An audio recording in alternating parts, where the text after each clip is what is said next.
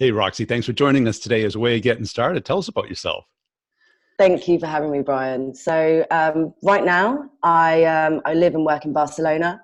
As you can probably tell from my accent, I'm originally from London. Yeah. So I moved here about 12 months ago, and I'm currently working as head of sales for a new agency here, a marketing agency.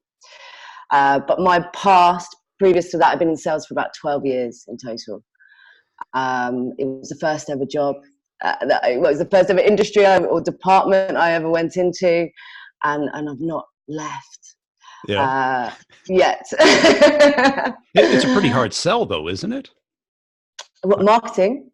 Yeah, marketing Or services. Because it's not tangible, right? mm, It's very I would subjective. say, yeah, you're right. You're totally right. I would say that it's easier than it was because so many companies now and businesses now realize that it's such a vital part of their Yeah. business.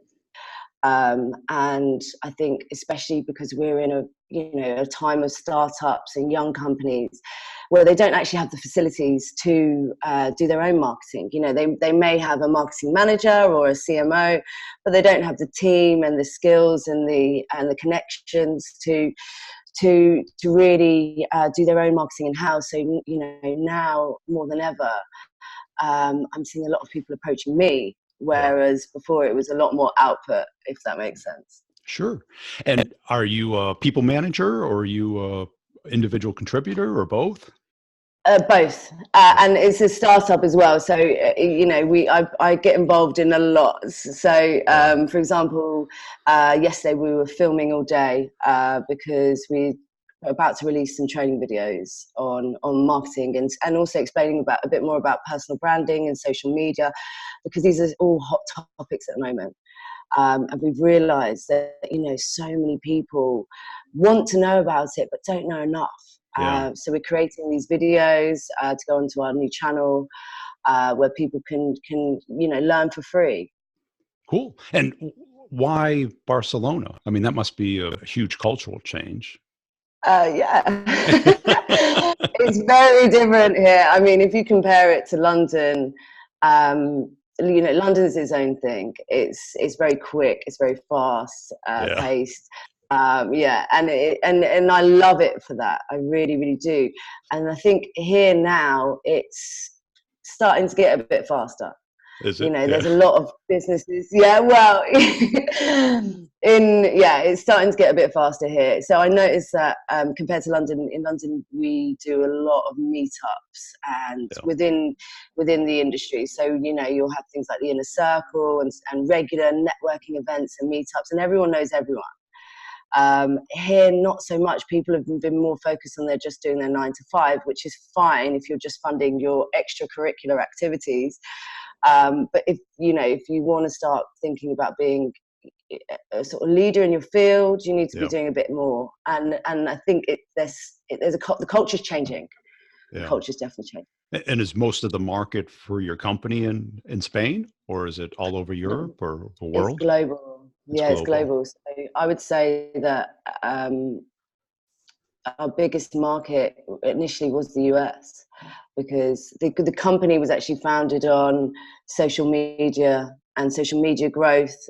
We have, we benefit from having about 15 developers Wow. who just study algorithms, and so that's where the company was born from. And now it's sort of it's venturing into other things, other um, so it's not just it's focusing on social media anymore. We're doing a lot more in terms of digital marketing. And who are you selling to? Is it mostly marketing people or is it entrepreneurs or both? It's completely mixed. I mean, at the Yeah. moment, we're getting a lot of interest from entrepreneurs and public speakers and people like that because, Okay. I mean, personal branding has become such a hot topic. And I think people are realizing that, it's not about necessarily with the benefit of having social media and the internet and being so, connected to people who ordinarily you might have a really hard time getting in front of. You now have these places where you can display your worth Yeah. and display your work and connect with people. who are influential within your field, and also that who you can potentially learn from and collaborate with. And I think people now are realizing this, and because of that, we're getting a lot of, the entrepreneurs, the young founders, public speakers that are contacting us. And what's the hardest part about your sales cycle? I think you can probably get people who are interested, but then the interest sways back and forth, and then they're like, I can do it myself, or I can hire my cousin, or I can. Yeah, and as well, they just get bogged down with the fact that they've been continuing without this for so long, and actually, do they need to do it, and it can wait another week and things like that. I think you just need to know that from the beginning and eliminate that completely, because the whole part of what you're offering is to save them time anyway. So if you can get that out of the way, that first bit, then not only will they'll achieve their goals much faster, but also they'll have a hands-off approach moving forward. So I think that it's just about having that in mind when you're talking to people and really understanding that. Yeah. And why'd you choose sales as opposed to doing other stuff? Anything else? So I guess I've always been really interested in people. So I grew up in a household with 2 older brothers and a mum and dad, and they were all really, really strong characters. And I was the youngest, and I noticed very quickly that to be heard, you had to understand the person you're talking to. Yeah. You can't. It's not about shouting the loudest. Right. Number one, I was the youngest, so I couldn't shout the loudest. But number two, I realized that you needed to learn about the person you were talking to in order to deliver them something that they're going to respond in the right way to, or well to. Yeah. And so from that, I always had an interest in people. And then it just so happens that my first job in London was in telesales. And I guess I just benefited from having an amazing mentor. And he obviously saw something in me, and I saw something in him in the sense of, I learned helping so you much from him. Yeah. And then straight away I knew this was my industry. Were either your parents or your brothers in sales? No, actually. No? Well, actually, we should say this. So one of my brothers was the one who got me the job in the first place because he worked there. Okay. And very quickly, and I hope he doesn't mind me saying this, but I'm sure he won't. But very quickly, I started to take over a little bit on the sales floor, and I think, but it was good for him because he saw that I was there was something that I was really good at, and he was 10 years older than me at the time. And then I guess from there, my career, it sort of sped through very quickly. From by the age of 21, I was working in an office with people. The youngest people were in their mid-30s, early 40s. Yeah. And don't get me wrong, I'm not saying I was on their level at all. They taught me so much. Yeah. But I had something different, maybe, or there was something that I was strong at, as well as them. Yeah. Well, I heard 2 things. One, the desire, and not being protective, because sales is a very rejection oriented profession. Yeah, for sure. You have to have thick skin. And the other, did you seek out the mentor, or you were just receptive to what the mentor was helping you with? I think I was just totally receptive. I mean, it was in a way, it's luck. I didn't realize it. The thing is, at the time, I was 18, so I wasn't very serious. It was a 9-to-5 job for me then, as in it was funding my extracurricular activities. I didn't know then that I was. That's a nice word for partying.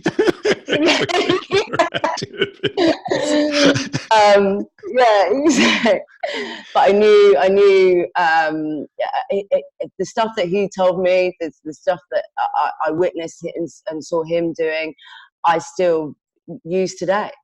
Yeah. And that was quite a while ago now. So. And what were you doing wrong? What did he correct you on?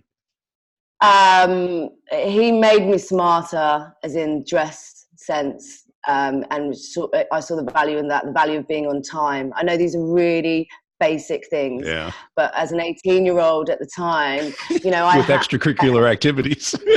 but he basically put all the groundwork in Yeah. to make me a decent worker. Yeah. And then he drove so much passion, I think, and he made me realize that I was very good at certain things, and what I was good at was adopting a voice, or being able to know who I'm talking to very quickly, assessing the situation, and then delivering on that. And I think he saw that very quickly from me, and you know. Well, I always find it interesting that how birth order really, develops how you view the world as an adult. Totally. Because typically the firstborn are like the leaders. Mm-hmm. I was a middle child, so you're always competing. Yeah. And the youngest is they've made their mistakes, right? Mm-hmm. So you're the Rev 3 of the children. You're a bit independent because they're not so protective over you in a way, so you just sort of go along with things a bit more. You don't, and also because you don't have as much as an opinion as the older children, because you're just expected to get along with things. So you do end up sort of adopting that in your personality. And I think that's the thing for me. I've always just get the job done, whatever it is. Make sure the job is done and the job is done well. There's no such thing as impossible. Yeah. I hear that here a lot, actually. You do. Which is quite funny. The word impossible. The word impossible. Yeah. It's not a good word. No, it's a really rubbish word. Right. Because it's like, can't be done. It's impossible. Yeah, and that's not true in many cases. It's not true. Yeah. Yeah. And sounds like you're also competitive. A little bit, yeah. Yeah, a little bit. With myself more than anything. So I think I'm pretty hard on myself, and I like to, and sometimes it works in your favor, but other times you need to learn how to harness it and basically, make sure it doesn't affect you and turn into fear. Right. Yeah. Keep it there. Yeah, because it shouldn't overwhelm you, but it's good as a motivator. I know Definitely. It's one of my key motivators, but you don't want to just compete. You want to get what you want. Yeah. Well, what else do you feel separates you from kind of the rest of the pack? In terms of sales? Sales, yeah. Yeah. So I think I've always been much more consultative. So I work with clients for quite a long time, and then I become, their sort of go-to person to, if they've got a question with regards to whatever it is that I'm selling, or the industry that we're working in. Even though I've did telesales when I first started out, I think most salespeople, have experienced telesales before. And I was good at it. I was never the ultimate telesales person, because I think I have a lot more to deal with in my mind. So I think you've gone there. Oh, you're back. Yeah. So for me, I think what separates me is that I like to take my time with my clients. I like to really learn about them first before working on anything, and I think in that way it's helped me do good for them, but also and provide the best service at the end of the day. It's not about quick wins. Yeah, so it sounds like you have empathy, curiosity, and interest in their world, and you're talking about them and what they care about, as opposed to you and what you care about. Yeah, no, honestly, I care about people, and I just, and I think sales, I think people have a completely different view about sales. A lot of people do. They think it's just about taking money off people, and it really isn't. No, it isn't. It's about someone having an issue and you being able to solve that issue for them. Yes. And I think, the longer that you work with the client, you realize that there are other things that you can help them with, yes.